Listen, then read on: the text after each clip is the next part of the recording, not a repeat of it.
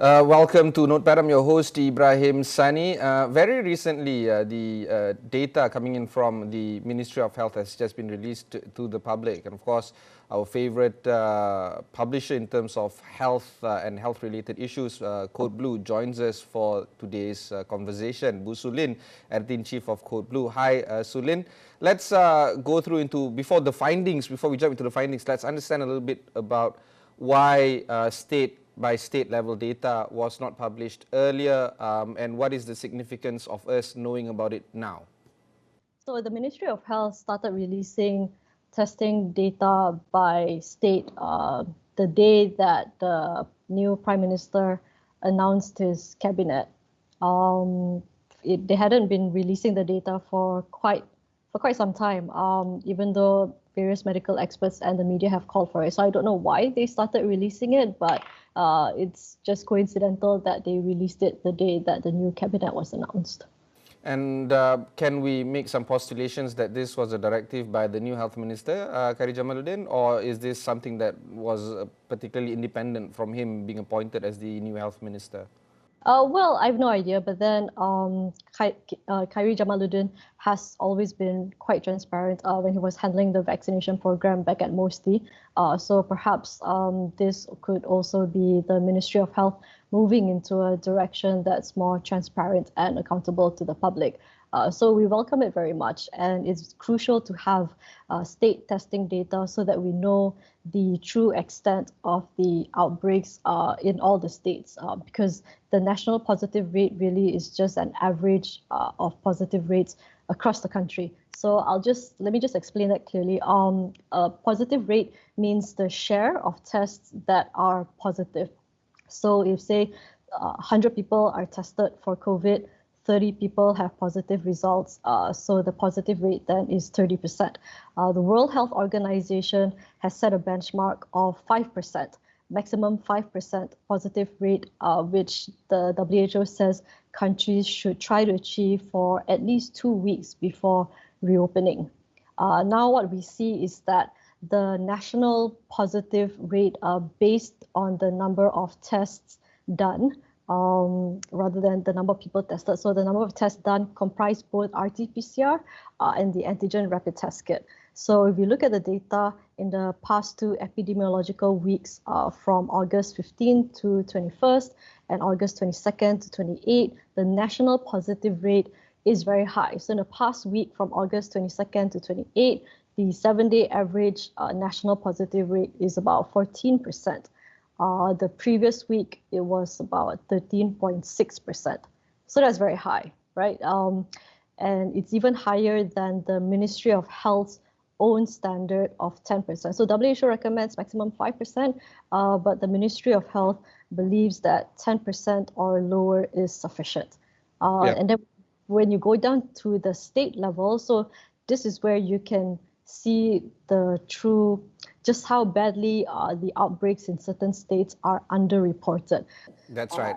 Let's just pull up the graphics that have been produced by CodeBlue, and the data, of course, is coming in from the Ministry of Health. As you can see on your screen right now, Sabah registers about 25% or 24.29, Kedah close to 22%, Kelantan 21%, Perlis 21%, Selangor 17%. All these numbers indicate that we're not testing enough. And we don't know that we weren't testing enough. We had some suspicions that we weren't testing enough, but now we have concrete proof. Now, we're not in the business of pointing fingers. We're now in the business of rectifying what needs to be done. Isn't it obvious right now that reopening the economy is bad, that we need to test more, and that the numbers that have been produced daily diligently by either the Ministry of Health or DG Isham, it does not reflect the kind of positivity rates that is happening right now amongst the community? Does this freak you out, so to speak? Well, the extremely high positive rates exceeding even 20% in Sabah, Kedah, Kelantan and Perlis, that really is quite shocking to me. And then if you look down closer at the daily positive rates across the past 2 weeks, I mean, Perlis hit as high as 37% on August 28. So that's really, really high. Whether I think the reopening of the country should be delayed until we get until we get our positive rates down, that I think is quite debatable, Ibrahim, because it's clear that our national economy cannot take months of lockdown to no end. And we have to also bear in mind that the vaccination program is going on really well. Our vaccination rates, vaccine coverage is really high across several states, except for the crisis states like Sabah, Kedah, Kelantan, Johor, and Johor, Penang, Perak. Yeah. So I think the country can reopen, but then we also have to keep in mind that we are not seeing the full extent of the outbreak. So what that means is that we need to put into place, we need to strengthen our other public health measures like testing and contact tracing. And also, Ibrahim, the MOH has previously acknowledged that when the Klang Valley's COVID crisis was at its worst last month, they focused on symptomatic testing, which makes sense because the Ministry of Health does not have endless resources. And when you have a surge of cases just coming into the healthcare system, you want to be able to focus your testing resources on the people who need it most, those who turn up with symptoms. So it makes sense not to test asymptomatic people when the outbreaks are really bad. And we're already seeing that happening in Sabah, in the northern states, Kedah, Perak, Perlis, Penang. Sabah is also badly hit. Johor as well. So I believe that these states are probably only testing symptomatic cases. And I think that can continue. But the testing should also be increased in these states so that we can catch these cases at an early stage of their disease before they deteriorate. You know, it's surprising that you mentioned some states like Johor, because on the flip side of the graph that has been presented by CodeBlue, Johor testing positivity rate is 8.5%, Pahang at about 8%, Putrajaya at about 8.7 or 9%. Isn't this good? Isn't this showing that that the cases there are being tested enough, even though they're testing testing symptomatic patients, or is there something else that we need to understand? Well, yeah. So you can say in comparison, Johor and Putrajaya, or those states with less than 10% but still higher than 5% positive rates, they are more accurately capturing the actual extent of their outbreaks compared to the states like Sabah, Kedah, and Kelantan. But it's still above 5% though. So you're still missing out. These Putrajaya, Johor, Pahang are still missing out cases that are not coming into the healthcare system. And Johor's cases are going up still. Then the big question is, why is it like this? Why is Sabah 25%, Kedah 22%? Can you speculate, or do you know even some facts on why such high positivity rates are there? Is it not enough PCR test kits? Is it what's happening there? Well, so the positive rates are based on the total number of both PCR and antigen rapid test kits combined, as released by MOH on GitHub. The Sabah authorities have recently complained about problems with a backlog in testing, which isn't new, actually. I mean, we saw this problem back in Sabah late last year during the surge of the epidemic, and the same problem with backlog testing is happening again in Sabah now, except that the epidemic is a lot worse compared to late last year. So the reason for this is just the reason for the extremely high positive rates just simply means that there are a lot of cases, a lot of infections in the community that are still not being detected because there's just too many, and because of limited resources on testing and contact tracing, more and more people are turning up positive but not being detected by the system. So the impact, of course, is on the burden on the healthcare system. You and I have been talking about this for 18 months now, but it's even more severe and more pronounced in those states that we've mentioned, in Sabah, in Kedah, where ICU beds are overused, over capacity. High dependency wards are actually bursting at the seams. And it seems like these states, and I quote you because I think I read somewhere on your Twitter feed that they're paying the price for the Operation Surge capacity in Klang Valley. So folks in Klang Valley can rest easy knowing that over 110% of us That's another topic that we need to talk about, the denominator of adults in Klang Valley. But as it stands, over 110% of adults in Klang Valley has received at least a single dose at the expense of these states. I don't know how to feel from this, because on one hand, I am a beneficiary of Operation Surge Capacity, but on the other hand, Malaysia is not out of the woods yet by a mile, actually. So how do we make sense of the allocation of resources when it comes to the vaccination program, when it comes to adults outside of the Klang Valley?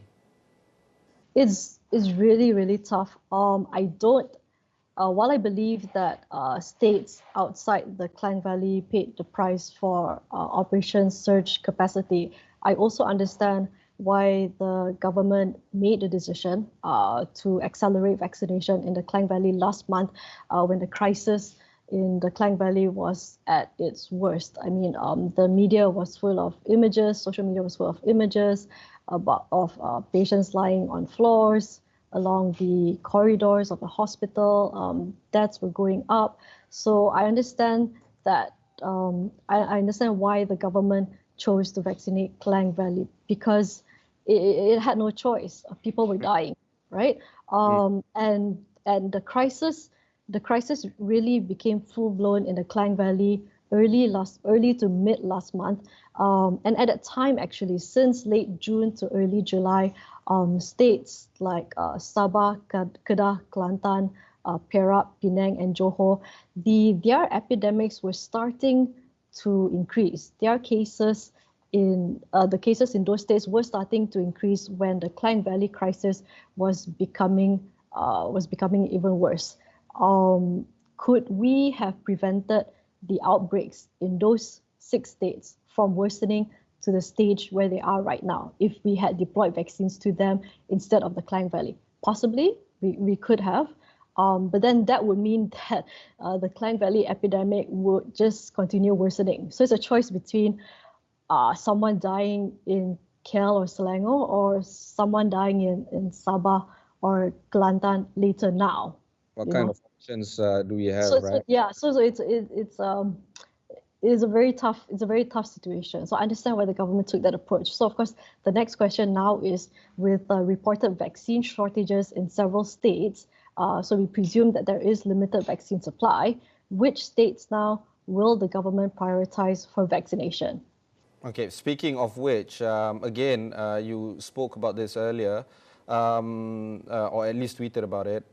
See, I'm your #1 Twitter fan, actually. I've been outed in this interview.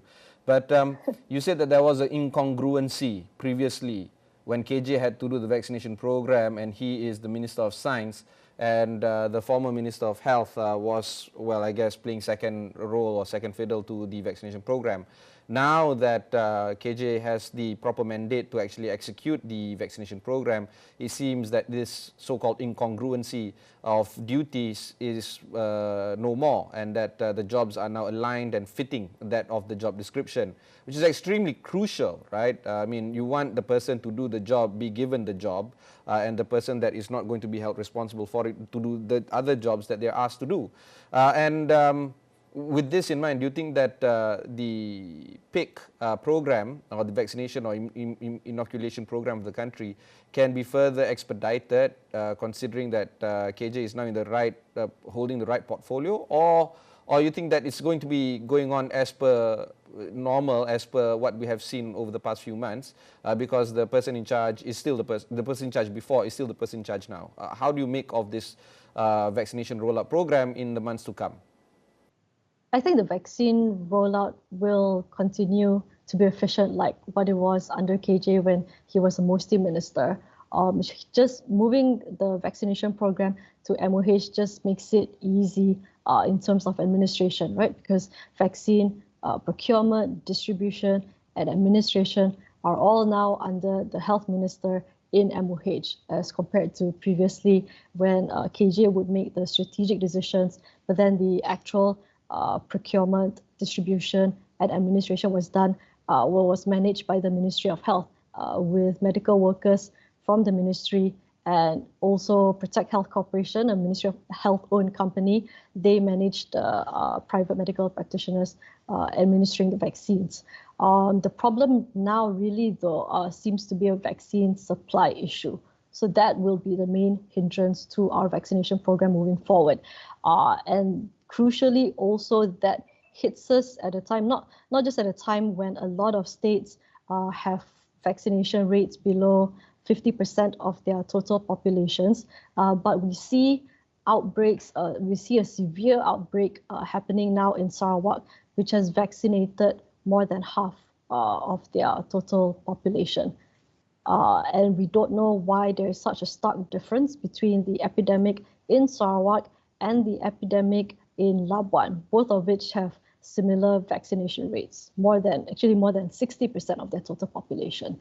So whether Sarawak's situation shows the need for booster jabs is something that the government is going to have to decide. Speaking of which, we haven't really did talk about Labuan. Labuan seems to be the star state that needs to be discussed. Their positivity rate is 1%. Their total vaccination rate amongst adults is extremely high at 80% against total population. They haven't even gone to the teenagers yet, and it's still above 60%. But the thing about Labuan is that the denominator is actually quite small. They are perhaps the smallest territory to speak of.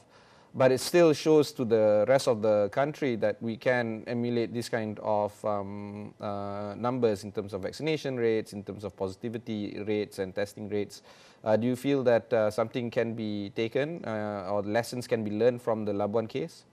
Yeah, so we need to find out why Labuan's epidemic is under such good control now. When previously, late last year, it had the country's top incidence, top death rates. But now everything's under control, right? It has good indicators across board: testing, positive rate, incidence rate, mortality rate. It's all good. And Labuan has achieved that with 64% of their total population vaccinated to date. But then again, you have to compare, why is Labuan doing so well, but Sarawak is not? And Sarawak has fully vaccinated about 63% of their total population. Now, the main difference that I see, aside from population density, perhaps, the virus is being driven in Kuching right now, which may have higher population density than Labuan, so that could explain the spread. But I think the kind of vaccines used could play a part as well. About 80% of Sarawak's population was vaccinated with Sinovac, compared to Labuan, where about 90% of their population used Pfizer. So the government perhaps needs to think about whether we should use booster jabs for those who got Sinovac. There are two social economic issues that I want to ask you. The first is that we alluded to earlier in terms of the denominator, the number of people or the number of adults in Klang Valley. It's wrong for us to assume that we got the entirety of the adult population just because the number shows 110% of adults achieving single dose. My suspicion is that we are getting 60 to 70% of total adults in Klang Valley, and that number has shown to be whatever the 110% comes to be totaled at. Is my suspicion correct that we are severely undercounting the number of adults in Klang Valley? What would be some of the data that would prove me wrong or correct in this sense? Well, Ibrahim, I think the problem is that no one has the data, right? Because of the undocumented migrant worker population. Previous estimates say that there are about 2 to 4 million undocumented migrant workers in the country. Now that's a huge range. It's not 2.2 million to 2.4 million. It's 2 to 4. Yeah, and of course, most of them will be based in the Klang Valley. Yeah, it's really hard. Without a proper estimate of the population, it's really hard to gauge the vaccine coverage in the Klang Valley. We are still early days now. Klang Valley's cases and deaths are slowly declining. Their hospitalization and ICU rates are also slowly declining, but I would still urge caution because, like I said, as we've seen in the case of Sarawak, despite extremely high vaccine coverage in Sarawak, Sarawak's epidemic is worsening rapidly. In the Klang Valley, it's getting better, but if we don't boost testing and contact tracing capabilities in the Klang Valley, and note that the Klang Valley still has very high positive rates in the past epic week, August 22 to 28. So Selangor had, KL had about 11% positive rate, Selangor 17%.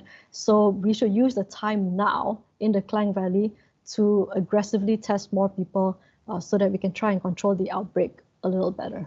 All right, which brings to or begs the question of the interministerial conversations, particularly one that is between the Home Ministry and the Health Ministry, because one of the main reasons why undocumented foreign workers don't want to come out is because of fear of repercussion. We've seen how they were taken. They were taken into trucks and brought into detention centers last year. When they have been given explicit guarantees that they won't be prosecuted, but they were persecuted, and now even if there is an olive branch extended to them, there is a high level of suspicion from them to come up and be counted, and rightfully so, because once bitten twice shy kind of thing. Do you feel that KJ now not only has to do his job as health minister, but also try to work with his compatriots and colleagues in the cabinet to try to tell them that now is not the time to be persecutory, now is the time to get people inoculated, and we need to inoculate. We're done with inoculating the citizens. We're now having to move towards the undocumented workers. Do you foresee some close collaboration between the health minister with the home minister on this topic? Well, I hope so, Ibrahim. I really do. Because if we don't vaccinate our undocumented migrant worker population, refugees, and if we don't ensure that their living conditions are improved, then we will definitely see continuous outbreaks in the Klang Valley, despite high vaccine coverage among the Malaysian population, because the virus doesn't differentiate between local or foreigner. So I really do hope that KDN listens to KJ and allows undocumented migrant workers to be vaccinated without repercussion. I think what would help is if there were on-site PPVs rather than the standard PPVs, because we've seen a lot of xenophobic sentiment being expressed on social media when they saw long queues at the Bukit Jalil PPV. So that really doesn't help. And that's disgusting because these people just want to get vaccinated. That's why they turned up there. It's just... Okay, dealing with xenophobia is another topic. I've got to book you for another time for that. But now I want to focus on the last topic of the day, which is an article that both you and Nyo Hua Yi wrote earlier this week, which talks about the breakthrough cases following the data on GitHub that was made available to you guys, actually made available to all of us, where it says that 18% of recent COVID-19 cases are from fully vaccinated individuals, and this is of course commonly known as breakthrough cases. Prior to having this interview, I was talking about this particular headline with another colleague of mine, and this colleague of mine reminded me that it might spook those that are vaccine hesitant to claim that the vaccines are not working, and therefore that's why there are up to 18% breakthrough cases, even when the positivity rates are high, in some states over 25%. And that's why I want to approach this last topic with a little bit more nuance, with a little bit more caution. Could you tell us a little bit more about the breakthrough cases and what it means to those that are vaccinated, and more importantly, those that are still vaccine hesitant that have yet to be vaccinated? A story on the rising rate of breakthrough cases in Malaysia simply shows that vaccines may not be able to totally prevent someone from getting infected with COVID and from transmitting that virus to someone else, whether it's another fully vaccinated person or an unvaccinated person. However, the Malaysian data shows quite clearly that the vaccines are very effective in preventing hospitalization and ICU admission. And those are really the crucial things that the public and the government should focus on, which is that vaccines protect us from falling severely ill or dying from COVID. As the data shows, among the about 68,000 plus vaccine breakthrough infections among fully vaccinated people in Malaysia, less than 2% required hospitalization. So that's a very good indicator. But I feel that the government also needs to improve its communications on vaccine breakthrough cases and focus and stop. So that means stop using terms like herd immunity because it confuses people. And when you have policies like vaccine passports that allow entry only for fully vaccinated people, that gives people a false sense of security that when you enter a place and you're in the company of only fully vaccinated people, you're safe from the disease.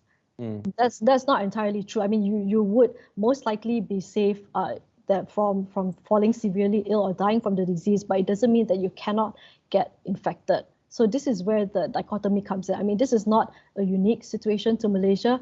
The US is also facing the same problems in terms of communicating that the vaccines are effective in protecting us from severe disease, but they may not be totally protective against infection. Although, having said that also, if you are fully vaccinated, the chances of you getting infected in the first place is much lower than someone who's not vaccinated.